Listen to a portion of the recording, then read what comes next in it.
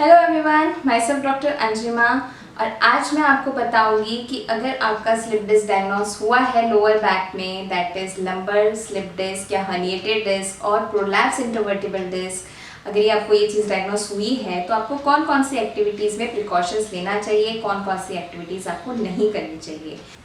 ये आदत इनफैक्ट हम सब लोगों की होती है कि कोई भी हमारी चीज़ नीचे गिर जाती है या जैसे हम झाड़ू लगाते हैं इस तरह से, तो हम स्पाइन को ऐसे बेंड करते हैं। और अगर आपको स्लिप डिस्क डायग्नोस हुआ है तो ये एक्टिविटी आपको बिल्कुल नहीं करनी है। जैसे इस तरह से आपको बिल्कुल नहीं झुकना, कोई भी चीज़ गिर जाए तो ऐसे बिल्कुल नहीं उठाना है, क्योंकि क्या होता है हम एकदम से नीचे झुकते हैं और एकदम से सामान जो है नीचे उठाते हैं, तो एकदम जो फोर्स लगता है हमारी बैक में उससे ये प्रॉब्लम आपकी बढ़ सकती है। तो ये चीज़ आपको बिल्कुल नहीं करनी है।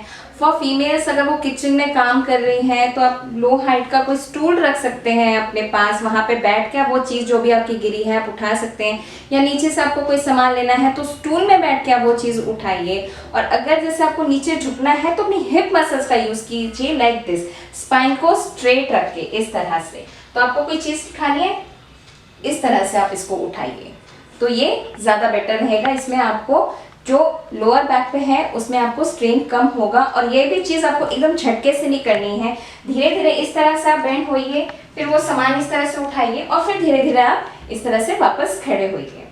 जो दूसरी चीज़ है जो आपको बिल्कुल नहीं करनी, हेवी वेट लिफ्टिंग। जो लोग हेवी वेट लिफ्टिंग का काम करते हैं, जो भारी सामान उठाते हैं, वो भी काम आपको इसमें बिल्कुल नहीं करना। अब जो तीसरी एक्टिविटी जो आपको बिल्कुल नहीं करनी है, this is for yoga lovers, क्योंकि योगा में कुछ आसन जो होते हैं वो एकदम कॉन्ट्रा इंडिकेटेड होता है। जैसे एक आसन है कि आपको ऐसे टोस को टच करना है, तो इसमें आपकी जो कमर है वो बेंड हो रही है। या जैसे हम नीचे बैठ के पैरों को ऐसे टच करते हैं, वो एक्टिविटी नहीं करनी है। मतलब योगा में आपको कोई भी आसन जिसमें आपकी कमर जो है वो आगे की तरफ बेंड करनी पड़ रही है आपको, तो वो आसन जो है आप स्टॉप कीजिए उन आसन को। अब अगली चीज़ जो आपको नहीं करनी है वो लॉन्ग डिस्टेंस वॉकिंग, बहुत दूर तक नहीं चलना है। अगर आपका कभी चलने का काम हो तो आप स्टॉप कीजिए, आप थोड़ी देर रेस्ट कीजिए, फिर आप आगे इसको चल सकते हैं। क्योंकि जब हम कंटिन्यू चलते रहते तो हमारी कमर में प्रॉब्लम होती है, कमर में पेन होता है। और ऐसे ही प्रोलॉन्ग सिटिंग नहीं करनी।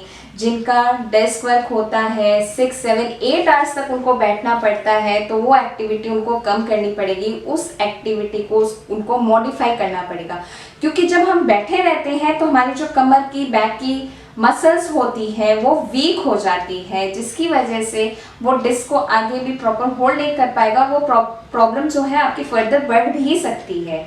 तो जैसे जिनका डेस्क वर्क होता है, वो बैठे हैं, वो काम कर रहे हैं, थोड़ी देर में वो खड़े हो सकते हैं, थोड़ा वॉक कर सकते हैं, फिर आके वो वापस बैठ सकते हैं। लेकिन prolong sitting I will not suggest कि आप प्रोलॉन्ग सिटिंग में आप बैठें। एक और चीज़ जो नहीं करनी है, this is for the ladies जो काम कर रहे हैं किचन में, प्रोलॉन्ग स्टैंडिंग से भी आपकी जो दिक्कत है वो बढ़ती है।